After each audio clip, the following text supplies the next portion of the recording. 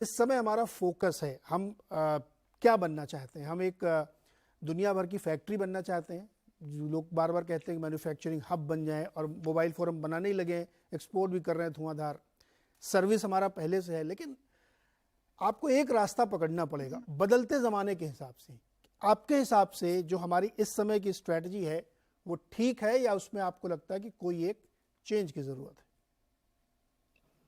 अब मेरे अंदाज से जो प्रधानमंत्री स्ट्रेटजी लिए है वो काफी सही है। सही क्यों है? क्योंकि फर्स्ट जो बेसिक इंफ्रास्ट्रक्चर हमारे देश के बनाने की जरूरत थी, जो 50 साल से कम रफ्तार से करती थी, वो उनको बना दी। Road network, national highway network, traffic network, airport network, port network.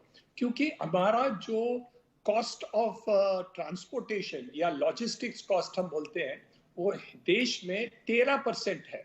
Means 30% is the logistic cost of every item which is sold. China में 6% है। तो 13% और 6%, तो उनका कॉस्ट ऑफ प्रोडक्शन एक कम है और लॉजिस्टिक कॉस्ट भी कम हो गया। तो हम फर्स्ट पॉइंट जो है वो लॉजिस्टिक्स बहुत महत्व की है। तो हमको कॉस्ट की जो कमी करनी है तो वो इंप्रूवमेंट ऑफ इंफ्रास्ट्रक्चर की बेहद जरूरत थी। नंबर 2 पॉइंट, जब हम इंफ्रास्ट्रक्चर और हाउसिंग बनाते हैं तो ऑटोमेटिकली आपकी जो अनएम्प्लॉयमेंट इश्यू है वो सॉल्व हो जाता है।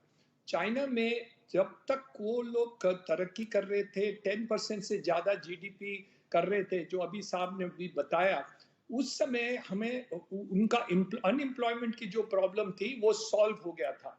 क्योंकि हाउसिंग और रियल इंफ्रास्ट्रक्चर में ज्यादा से ज्यादा लेबर ओरिएंटेड है, जो वहां हम अभी कर रहे हैं और अभी भी हम उसके ऊपर कॉन्सेंट्रेट करते हैं। थर्ड जो बात है, हम हमारा देश सर्विसेज सेक्टर पर ध्यान दे रहे हैं। तो इसलिए जो एजुकेशन पॉलिसी में हमने चेंज की और सर्विसेज सेक्टर्स को हम बढ़ाए, हम विश्व की सर्विसेज करते हैं। तो एक तो रहा, India can become China +1 in manufacturing, but more importantly और इजियर जो है वो है कि we become more important in the services sector. तो ये सेकेंड बात रही। तीसरी बात रही है कि वो डिस्ट्रीब्यूशन की बात हुई है, और वो बहुत महत्व की है। एक तो जब तक जीडीपी नहीं बढ़ेगी तब तक हम पर कैपिटा इनकम तो बढ़ा नहीं सकते, लेकिन डिस्ट्रीब्यूशन हम इनडायरेक्टली कर रहे हैं। एक तो फूड सब्सिडी के कारण के द्वारा हम कर रहे हैं, दूसरा हम कर रहे हैं कि एग्रीकल्चर के क्षेत्र में जहां प्रॉब्लम्स बहुत ज्यादा है वहां हम फर्टिलाइजर वगैरह वगैरह और एक्विजिशन ऑफ जो हम खरीदते हैं, राइस बीज जो हम खरीदते हैं वो कर रहे हैं। सो जो अफेक्टेड सेक्शंस हैं उनकी रोटी रोजी बनाने के लिए हम बढ़ा रहे हैं, और टारगेट ये है कि ग्रामीण विभाग में सबकी जो आमदनी हो वो 2 गुना मिनिमम हो जाए 2 साल के अंदर। वो एक टारगेट प्रधानमंत्री जी ने बनाया है वाटर रिसोर्सेज के बारे में देखते हुए।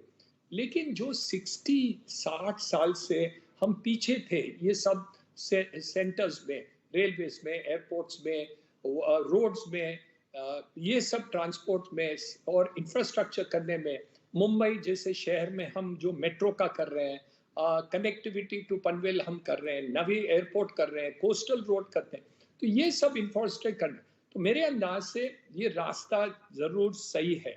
ऑफ कोर्स इसमें बैलेंसेस करने की आवश्यकता है, और मेरे अंदाज से जैसे हमारे कलेक्शन बढ़ रही है, जैसे जीएसटी की कलेक्शन अनप्रेसिडेंटेड ग्रोथ हो गई है, उसके द्वारा वो जो क्रॉस सब्सिडी देना चाहते हैं वो भी हम कर सकते हैं। तो इसलिए ग्रोथ पहले जरूरी है, और सेकेंड जो आप बोल रहे हैं उसको एवरेज करने के लिए सरकार को जहां भी सब्सिडी देने की जरूरत है वो कर रही है और करना भी चाहिए। तो ये बैलेंसिंग मैकेनिज्म करके करना।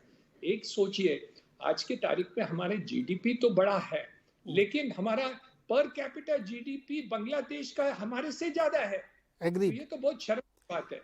बहुत बहुत बड़ी शर्म की बात है। तो इसलिए हमें दोनों करना है, जीडीपी की ग्रोथ करना है, पर कैपिटा ग्रोथ भी करना है, और तीसरी बात हमें डिस्ट्रीब्यूशन जो आपने पॉइंट आउट किया, फ्लैग आउट किया, इंपॉर्टेंट पॉइंट है, वो भी हम करने की आवश्यकता है।